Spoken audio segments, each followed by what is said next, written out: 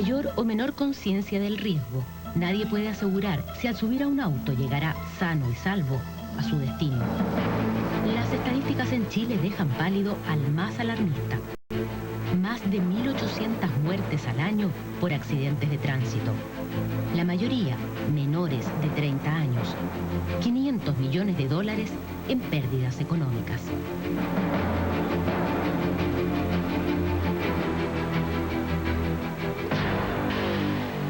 Las causas de accidentes son variadas, pero en la mayoría de los casos se conjugan la imprudencia, el exceso de velocidad, el alcohol, la falta de experiencia y la osadía desmedida, sobre todo en los más jóvenes.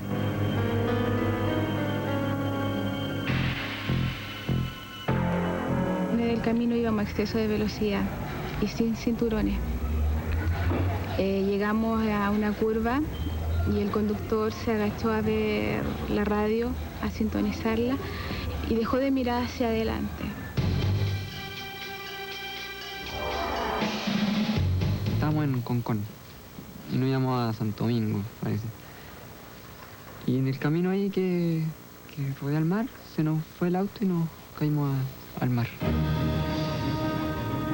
Evelyn y Cristóbal sobrevivieron, pero sus vidas ya no serán como antes.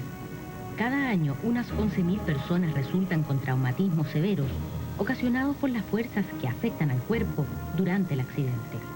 Ese efecto es lo que se llama trauma y puede ir desde una simple contusión a una lesión donde se destruyen órganos y tejidos o incluso hasta la muerte. Yo sentí primero que iba a morir porque no podía respirar. Mi cuerpo no se movía, no me podía parar. Yo quería pararme y no podía.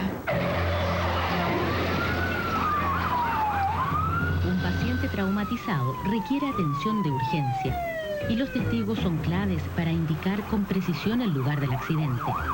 Pero también está visto que cuando observadores inexpertos intervienen, los resultados pueden ser más perjudiciales. ¿Cómo te sientes? Mal, no. ¿Dónde tienes el golpe aparte en la cabeza? ¿Dónde más te duele? Mi brazo. El brazo. Tenemos casos de personas que han sido testigos y han tomado iniciativa, como sacar pacientes dentro de un furgón y después encontrarse que de 3 pacientes que estaban adentro, 2 quedaron con daño de médula, ¿no es cierto? Y con lesiones para toda la vida. Desde 1998, Carabineros, Bomberos y el Sistema de Atención Médica de Urgencia, SAMU, trabajan coordinadamente para rescatar a los accidentados y comenzar a atenderlos en el terreno, lo que constituye uno de los mayores avances. La idea es evaluar el riesgo vital de un paciente potencial, tratar ese riesgo vital y posteriormente trasladarlo a un servicio de urgencia para que se le den los tratamientos definitivos. Cifras históricas demuestran la importancia de actuar rápido. En la Primera Guerra Mundial, el tiempo de traslado de un herido desde las trincheras hasta los hospitales era de 12 horas y el 80% moría. En la Guerra de Vietnam, los tiempos se acortaron a 1 hora y la mortalidad bajó al 17%. Por eso, frente a un accidente, el objetivo es no perder esos minutos de oro que pueden hacer la diferencia entre la vida y la muerte o la prevención de graves secuelas. Trasladar un paciente con protección de su columna vertebral, con protección de su vía respiratoria, con vías venosas, con soluciones pasando, sueros, hemacel, en fin, que le permiten mantener mejor su presión arterial y llegar con pulso y presión hasta un servicio en que va a recibir su atención definitiva, eso es evidentemente un progreso.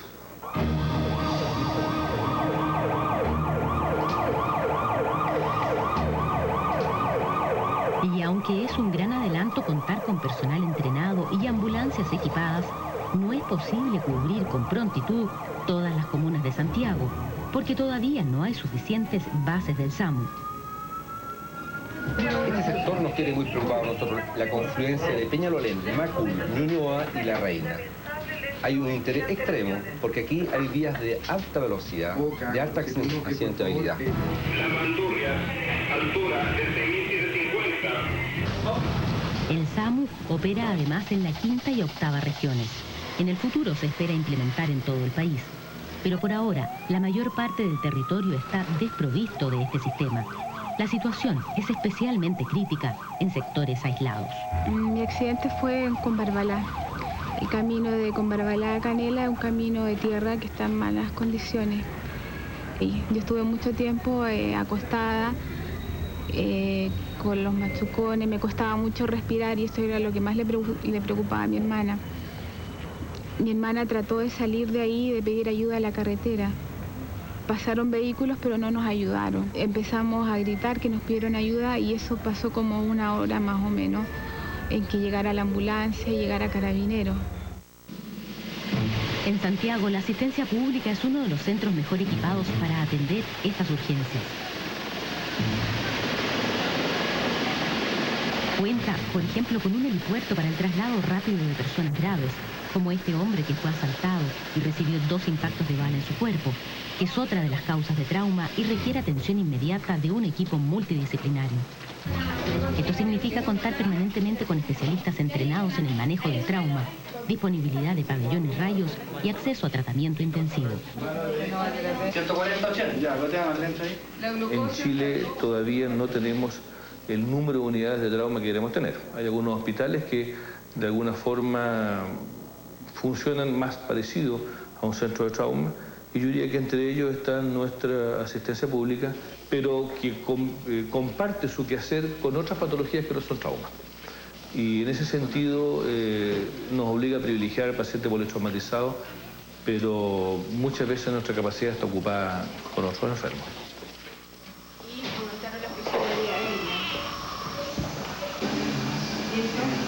Una vez que son estabilizados, los pacientes con traumas múltiples y en estado crítico son trasladados a las unidades de cuidados intensivos. La terapia que le ofrece la unidad de cuidado intensivo es una terapia de soporte. Soportar los órganos vitales mientras sea necesario para ir a reparar, ya sea en forma artificial o que el organismo mismo vaya reparando el propio daño que se le ha inferido. En los centros más avanzados, hoy es posible hacer soporte artificial de prácticamente todos los órganos del cuerpo: pulmones, hígado, riñones y corazón, entre otros. La atención en estas unidades intensivas es especialmente necesaria en los pacientes traumatizados con lesiones en su columna. Es vital proteger su médula espinal y evitar las complicaciones derivadas del hecho de no poder moverse ni respirar bien. Es aquí, además, donde empieza su rehabilitación. La rehabilitación funcional ventilatoria, la rehabilitación motora, la rehabilitación intestinal, empieza en estas áreas, en las áreas de cuidado intensivo, una vez resuelto y estabilizado desde el punto de vista vertebral los enfermos con traumatismo raquiomedular. El trauma se ha convertido en una de las peores epidemias del siglo. Y el manejo de estos pacientes requiere de lugares bien equipados y personal con experiencia en trauma. Por eso, esta doctora se entrenará en uno de los centros de atención de urgencias más importantes del mundo.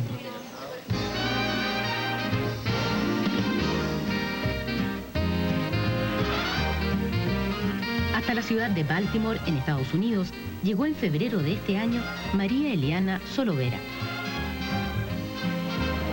Baltimore está en el estado de Maryland, más o menos a unos 45 minutos al noreste de Washington. Esta zona de aquí, esta pequeña bahía, es lo que se llama el Inner Harbor. Y como se ve claramente, es un lugar de bastante movimiento, sobre todo los fines de semana y tiempo bonito como el que hay ahora. La gente aprovecha de venir. Generalmente uno se encuentra, incluso algún chileno. María Eliana aprovecha de distraerse como muchas de las personas que vienen aquí un sábado por la tarde. Pero su visita a Baltimore está muy lejos de ser un tranquilo paseo.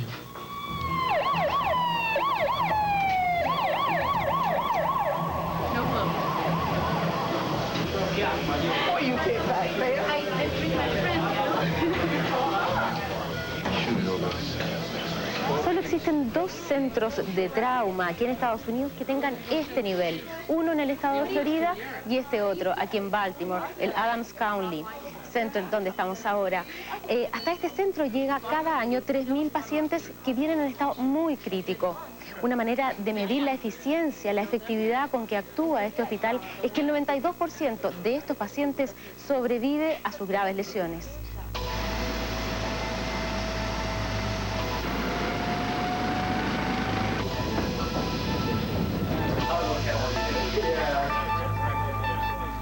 ¿Qué pasó con ese hombre? Este hombre estaba en una motocicleta en un área para hacer motocross y lo chocaron por atrás. Fue lanzado de su moto y se fracturó las costillas del lado izquierdo. Además, una de las costillas rompió su vaso. Bueno, primero lo llevaron a un hospital local, pero lo transferimos para acá porque en este centro pueden manejar el cuidado de traumas agudos. Tanto así que si el presidente de los Estados Unidos sufriera un accidente grave, este es el lugar a donde sería trasladado.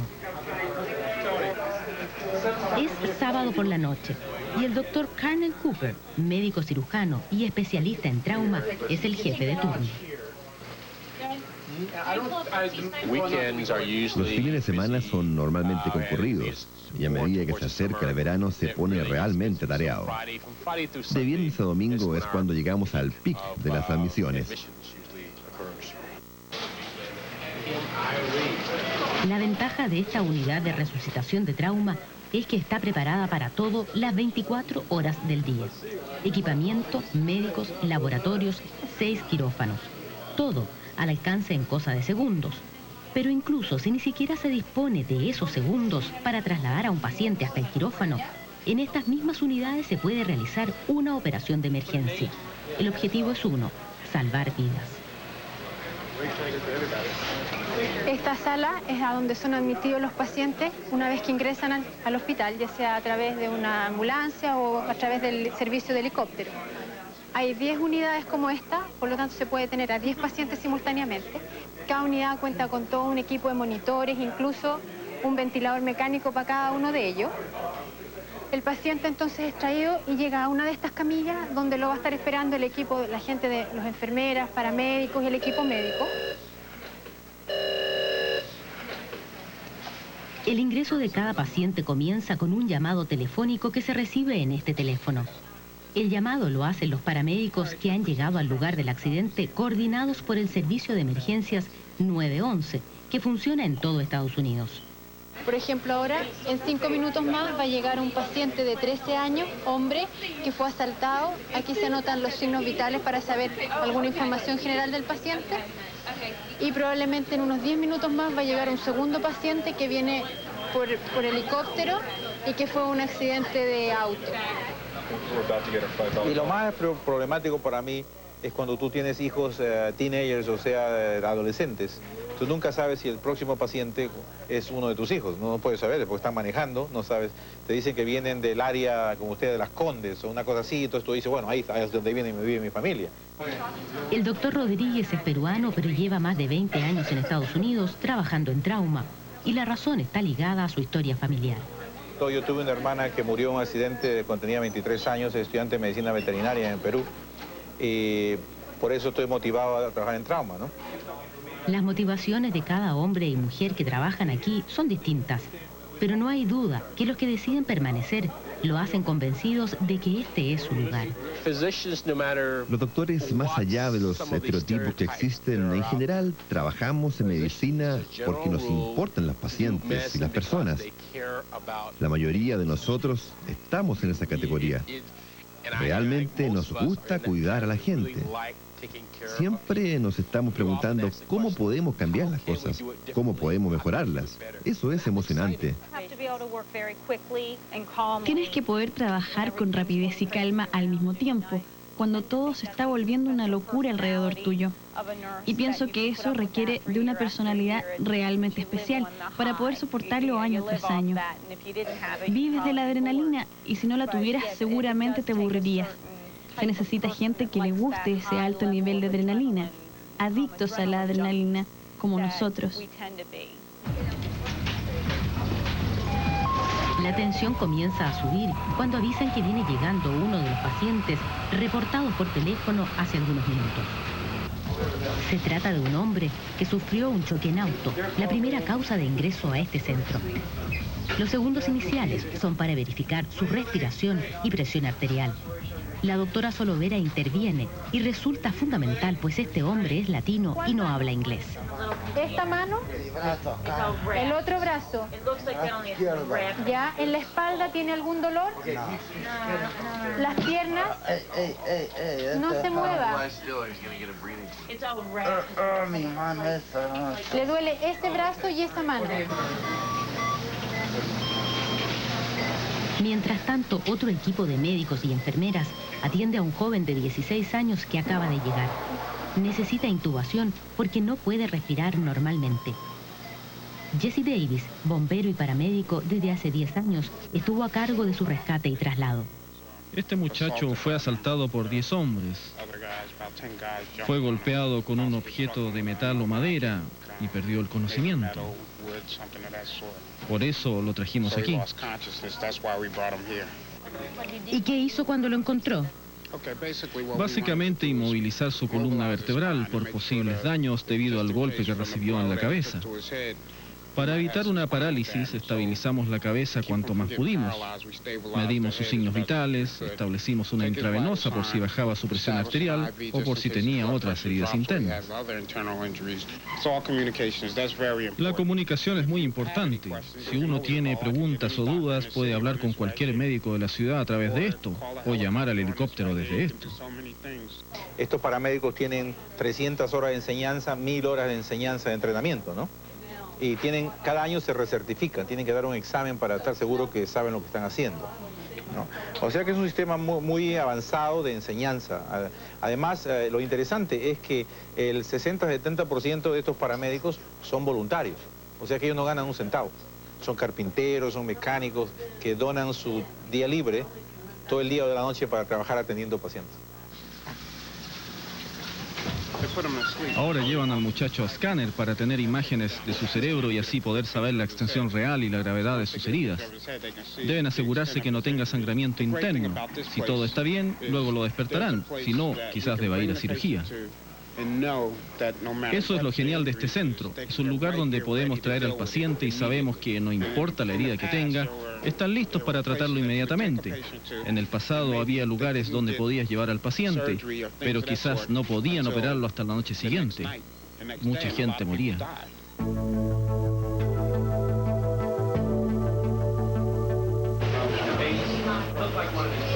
Cada movimiento que aquí se realiza es registrado por cámaras de televisión como parte del control de calidad interno que se lleva a cabo. La tensión baja por algunos minutos, hasta que avisan que un nuevo paciente llega en helicóptero.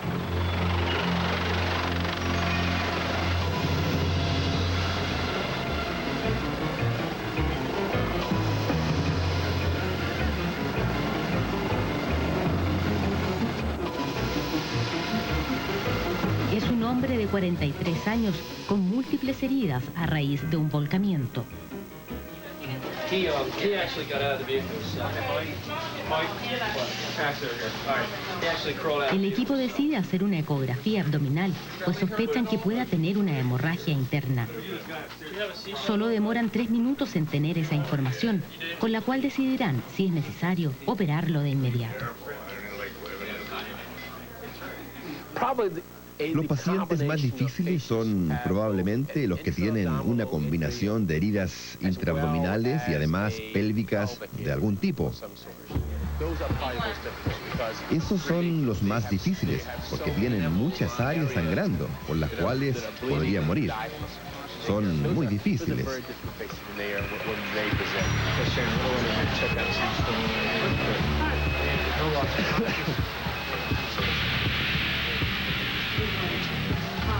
Afortunadamente, este hombre no tiene hemorragias internas. Ahora podrán suturar con tranquilidad las heridas en su rostro. La idea, digamos, de esta pasada es que uno aprenda a manejar el trauma. Es una estupenda oportunidad para que realmente te des cuenta a lo mejor de que esto es lo que te gusta hacer y que esto es lo tuyo. Porque, entre otras cosas, aquí hay que saber manejar el estrés, que exige estar permanentemente tomando decisiones que permitan salvar vidas.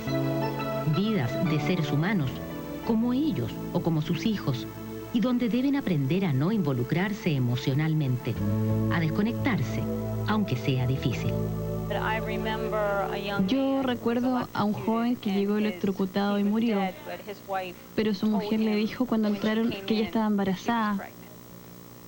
No había tenido la oportunidad de decirle, se lo iba a contar ese día y él había muerto. No olvides cosas así. Eso es algo que siempre recordaré. Ella llorando, diciéndole a él que va a ser papá y él ya no estaba. Sí, te afecta, pero tienes que seguir. Esto es más que un trabajo para ti. Ah, sí, mi familia no tiene idea de lo que hago. Ah, eres enfermera de trauma. Mira qué fantástico, debe ser difícil. Sí, mamá, es difícil, le digo. Hay que estar aquí y vivirlo. Exactamente. 70% de sus capacidades físicas o intelectuales. En el siguiente reportaje, el periodista Pablo Hernández profundiza en el impacto que significa para jóvenes y sus familias un golpe como este y la voluntad que requiere comenzar a vivir con un nuevo cuerpo.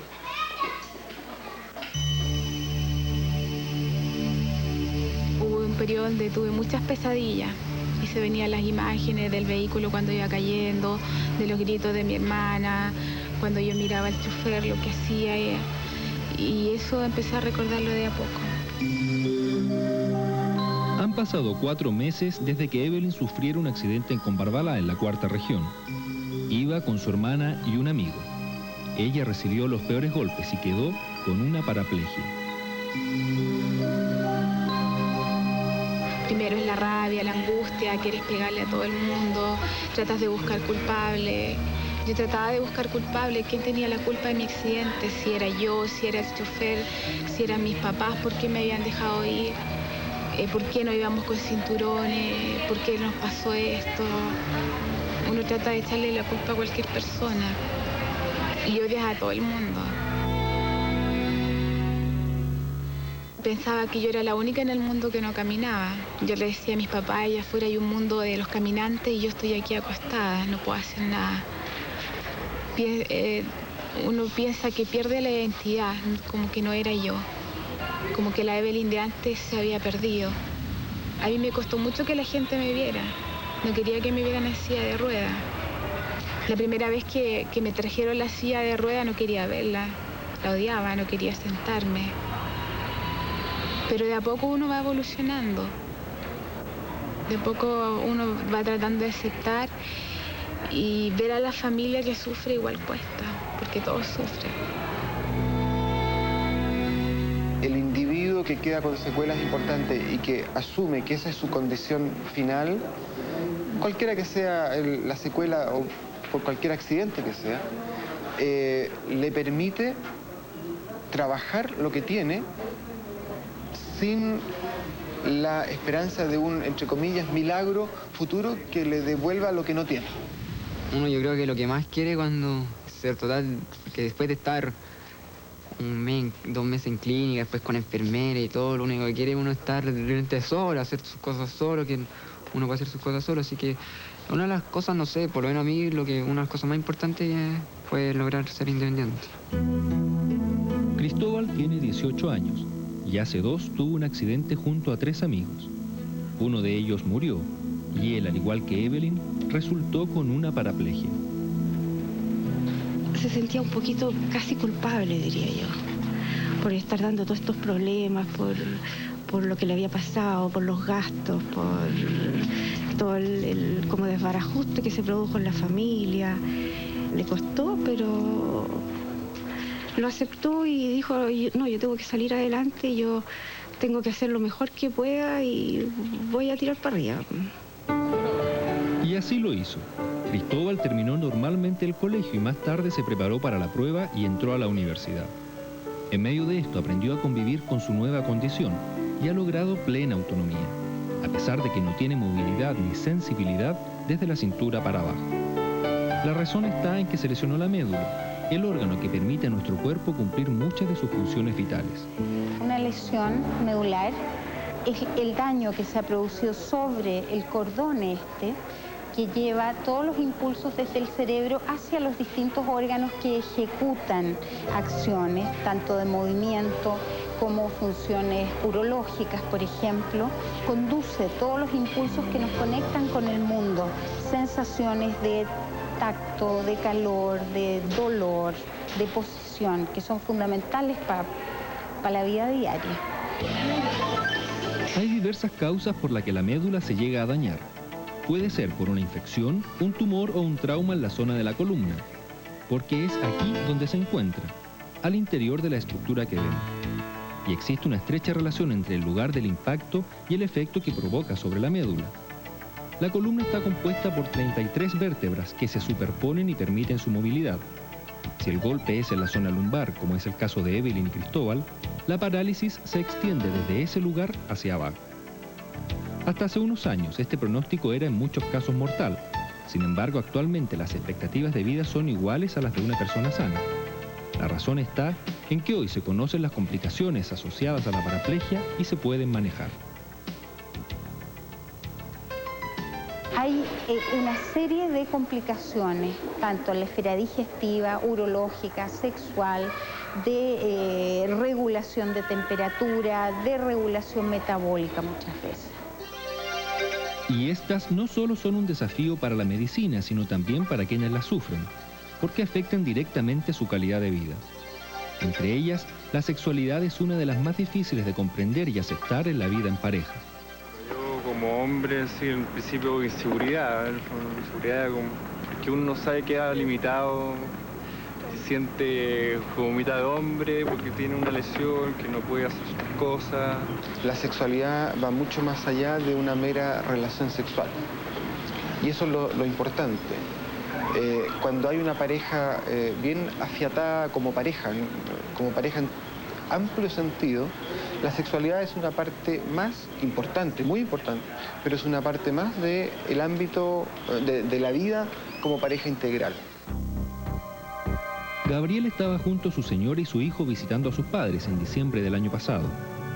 Repentinamente, unos delincuentes entraron a la casa y se produjo un enfrentamiento que terminó con la muerte de su hermano, y él recibió un impacto de bala cuya onda expansiva dentro del cuerpo le alcanzó hasta la médula.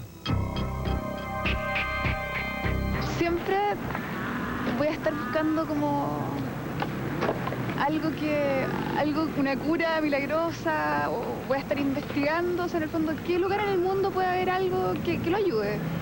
Y en el fondo, Gabriel se enoja conmigo porque me dice que yo soy como que yo me ilusiono, pero no es verdad, o sea, yo creo, a mí me ayuda a vivir con un poco de esperanza. Nosotros somos una pareja recién casados, hace ya 2 años. Me ha costado en el fondo ver a mi hijo que no lo puedo tomar. Lo veo jugar y él no entiende todavía lo que me está pasando. En estos 4 meses que llevo la lesión, lo veo solamente los fines de semana. Esas cosas sí que me han dolido y me han revelado. Gabriel vivió y comprendió el sentido de la rehabilitación en el Hospital del Trabajador.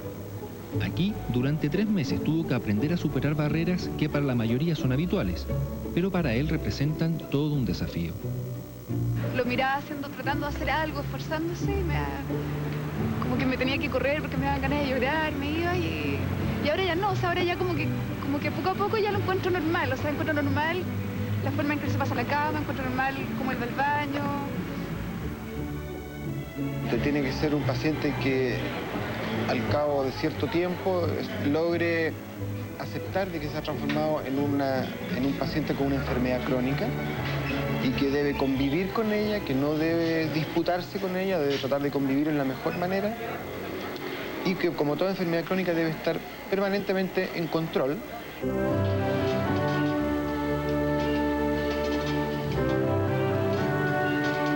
Pero en el proceso emocional de asumir una nueva condición, un papel importante juega el grado de discapacidad. Debe ser bastante más difícil aceptar que ya no es posible mover a voluntad la mayor parte del cuerpo. Las secuelas más graves se producen cuando el daño es a nivel de las vértebras cervicales, pues dejan sin movimiento brazos, tronco y piernas. Eso le pasó a Martín. Un accidente en moto lesionó su médula a nivel de la 5ª vértebra cervical y lo dejó con una tetraplegia o cuadraplegia. Su estado era tan frágil que lo sometieron a varias operaciones e incluso le practicaron una traqueotomía, que lo tuvo 3 meses sin poder hablar. Afortunadamente hoy puede respirar solo y no con un aparato como era el diagnóstico inicial. Cuando uno le pica algo o le molesta la oreja, que para uno en verdad, una persona normal, es muy cotidiano rascarse, pero yo no movía nada esta mano. Entonces de repente yo lloraba en la noche, las lágrimas me caían y no me las podía secar. Más estaba en un hospital con 4 personas más, entonces trataba como llorar para adentro, para no molestar, no sé. Ha pasado casi 1 año y medio desde el accidente y Martín aún sufre sus consecuencias, no solo en el plano físico. Emocionalmente está pasando por un periodo de muchas contradicciones, cuestionamientos y cambios de estados de ánimo que le han hecho muy difícil comprender que su realidad es diferente a la que tenía. Gente que me perdone, como he sido este último tiempo con ella, con mi hermano, con amigos míos, con expololas mías, que he tratado mal porque como todavía no asumo el accidente, todavía me duele un poco porque ellos están bien y yo estoy mal y me pongo de repente y bien seguido medio tonto y bueno, pedirle perdón un poco a la gente y encontrar en verdad alguien que se pueda enamorar de un tetrapléjico.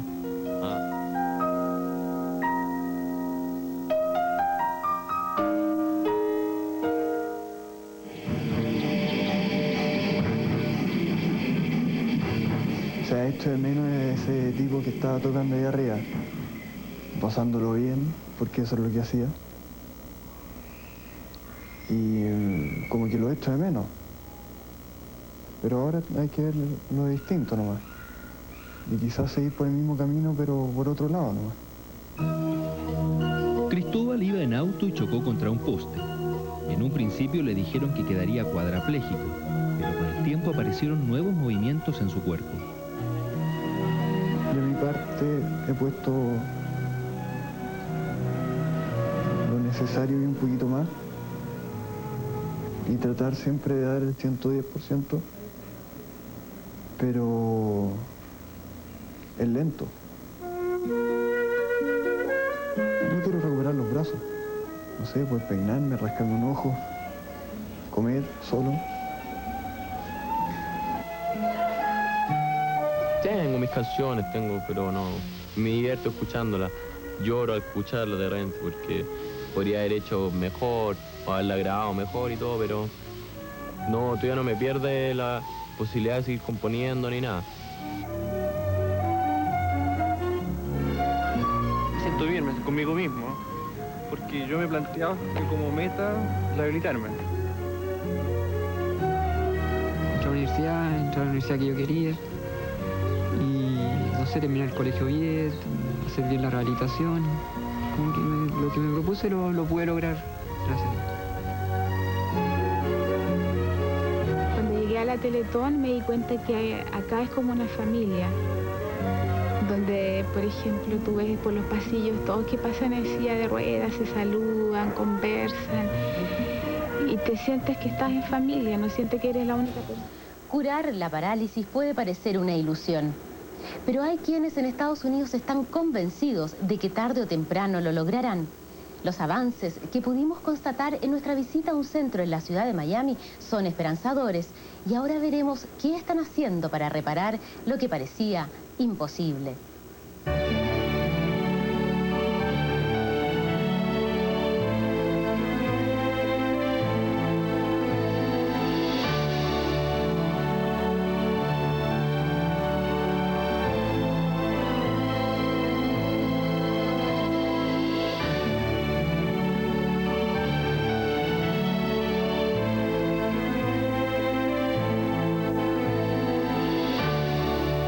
Estos 4 jóvenes sufrieron fuertes impactos en su columna.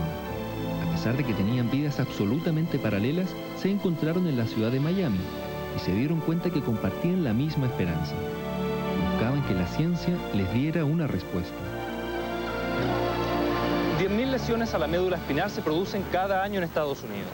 La magnitud de este problema y lo devastador que resulta para el paciente motivó a que la Universidad de Miami creara este centro de investigación. Es el más grande del mundo en esta área y su objetivo es un sueño para quienes hoy están en una silla de ruedas. Lo que quieren aquí en el Miami Project es curar la parálisis. Y tras ese sueño llegó Vanessa. Hace 2 años en Perú tuvo un accidente en auto. El impacto le provocó una lesión medular que le impide moverse desde la cintura hacia abajo. Todo esto en medio de sus estudios de administración en la ciudad de Lima. Le cambió la vida para siempre, cuando tenía apenas 20 años. Sentía como que iba a pasar rápido, ¿no? Como que me accidentaba, me había roto un hueso más del cuerpo y un tiempo de rehabilitación y ya. Pero después me di cuenta que no se trataba de eso, ¿no? Que era algo bien difícil y estuve como 1 año metida en mi casa, encerrada en 4 paredes. Hasta que después empecé a darme cuenta que tengo un montón de cosas por qué estar feliz. Entre esas razones está el que logró ingresar al Miami Project. Al igual que ella, hay cerca de 20 voluntarios en diferentes programas de investigación. Ellos fueron seleccionados entre más de 1.700 postulantes, todos con la misma idea en mente, que algún día su médula se pueda recuperar. Seguramente nunca imaginó cómo era una médula espinal. A nosotros nos impresionó verla por primera vez cuando el doctor ecuatoriano Alexander Marcillo nos mostró una de las 100 que conservan para estudiar este complejo y delicadísimo órgano. Como podrán apreciar ustedes, yo tengo aquí una médula humana que en realidad la hemos cortado en 3 pedazos porque para nuestros estudios. Esto está mostrando la región cervical y ustedes ven las raíces que salen de la médula a cada nivel, a cada segmento medular. En su estado natural es más suave, pero esta es de una textura firme porque se encuentra preservada en un líquido especial. De no ser así, al sacarla del organismo se volvería agua en un par de días. Así de delicada, por eso la naturaleza se encargó de cuidarla especialmente.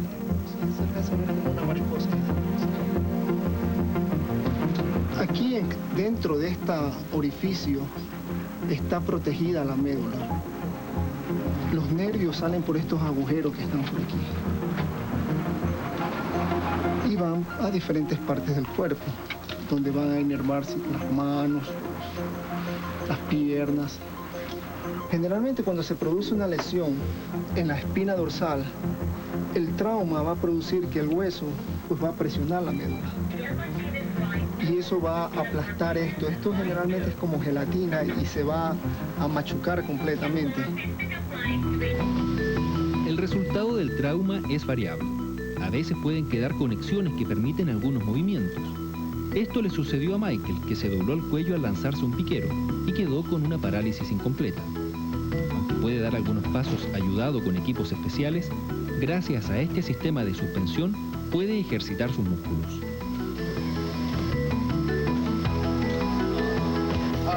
Le vuelvo a enseñar a mi médula espinal cómo caminar, lo cual me ayuda tremendamente, sobre todo cuando estoy en la calle, tratando de caminar normalmente.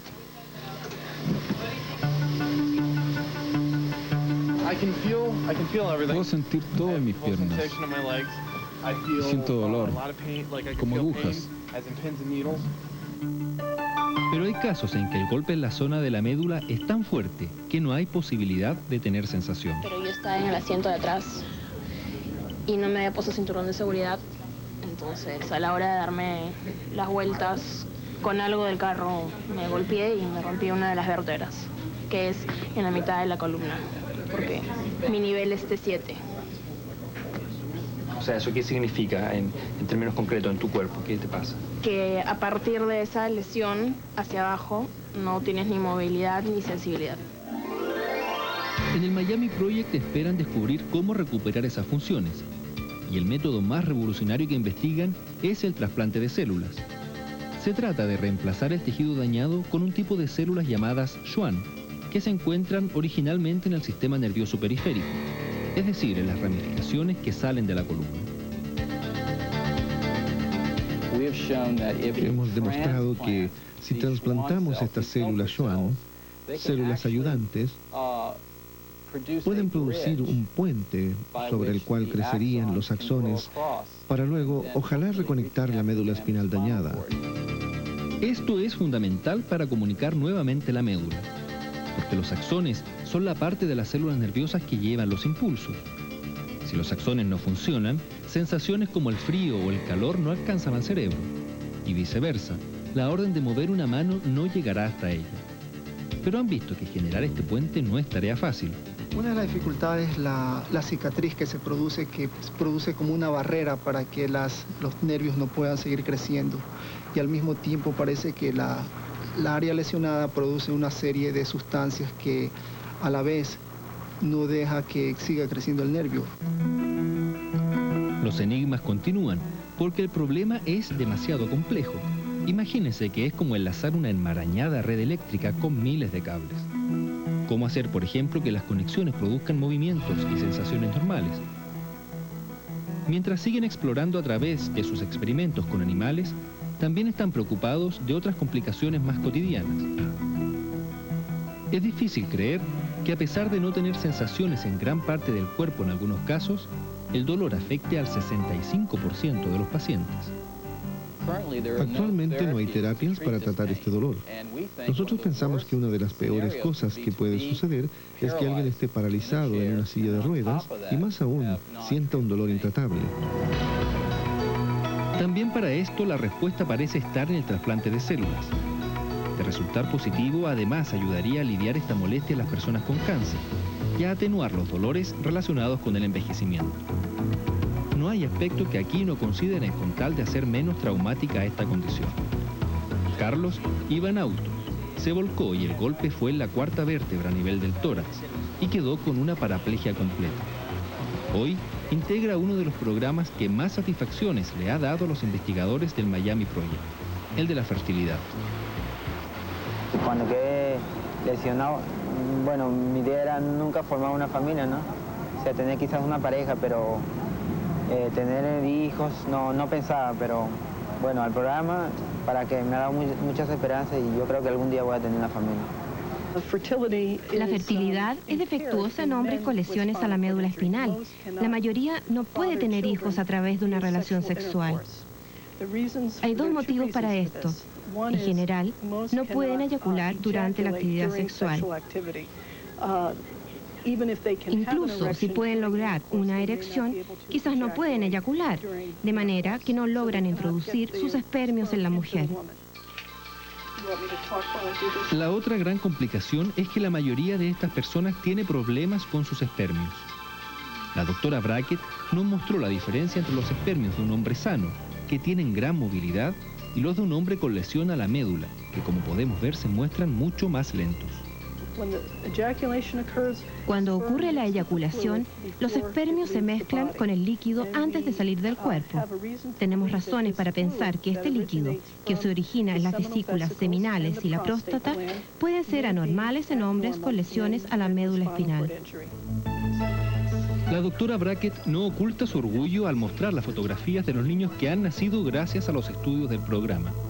De las 40 parejas que se han acercado para poder tener un hijo, en más de la mitad de los casos han tenido éxito, usando diversos procedimientos de fecundación. Estas nuevas técnicas han permitido que con una escasa cantidad de espermios sea posible fecundar un óvulo en forma plenamente efectiva.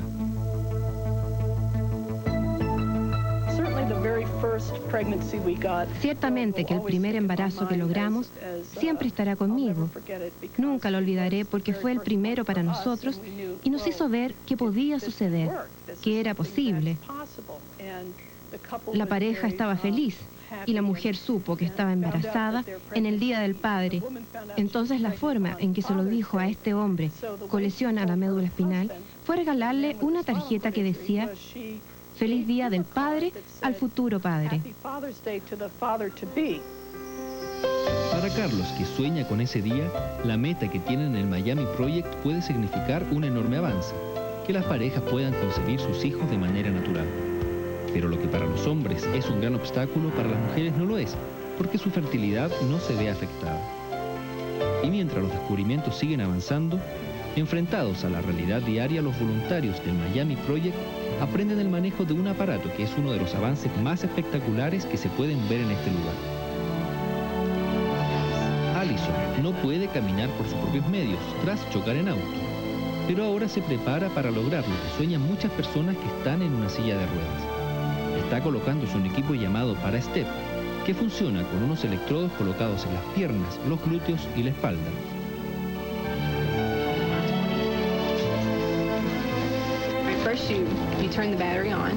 Primero enciendes la batería, luego enciendes la unidad, lo cual le dispara a mis músculos. Estoy probando mi reacción para ver cuánta flexibilidad tengo en mi rodilla y en mi tobillo. Aprieto este botón y consigo una respuesta.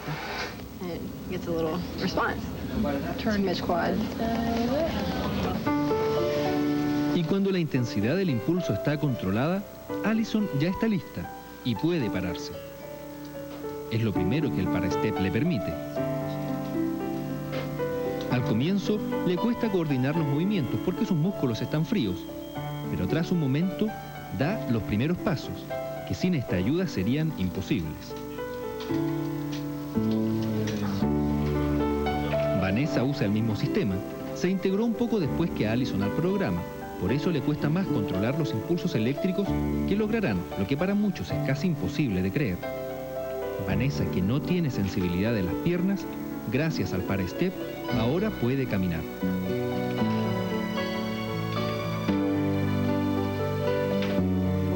Tú cuando vas a dar un paso con el pie izquierdo, presionas acá el control izquierdo. Entonces das un estímulo de electricidad y el pie empieza a caminar. Y para el derecho es lo mismo. Entonces vas balanceando el peso de lado a lado para poder dar el paso. Es cansado, porque sientes como tu corazón, pero es increíble la sensación de estar de pie. Sí, por mí fuera me quedaría todo el día parada caminando. Me canso un montón, pero me encanta. Ha sido una herramienta muy importante, no solo por permitir que los pacientes se paren y se muevan pequeñas distancias, pero también para lograr algunos cambios positivos en sus cuerpos. Esto es, incrementar su masa muscular en las extremidades inferiores, incrementar la respuesta vascular de sus extremidades inferiores y el flujo de la sangre hacia las extremidades paralizadas aumenta. Vanessa y Allison están aprendiendo a manejar un equipo que les permite seguir soñando con el día en que puedan caminar como antes. El mismo sueño que tienen los científicos del Miami Project, que algún día la parálisis sea parte del pasado. A esta oficina han entrado algunos de los mejores científicos del mundo y me han dicho que lo que estamos tratando de hacer es posible. Así que estás hablando con alguien que diría que sí, algún día podremos promover la recuperación motora y sensible en pacientes con lesiones crónicas a la médula espinal. ¿Cuándo sucederá? Te digo, soy neurólogo, es muy difícil para mí decir, serán 5 años, 10 años. Y si yo no tengo la suerte de volver a caminar, yo sé que las personas que vienen atrás mío, que tengan un accidente como el mío, no van a sufrir ni van a pasar por lo que yo pasé. Si Dios quiere que yo lo pueda vivir, bienvenido. Y es increíble la sensación de pensar de que eso algún día pueda pasar.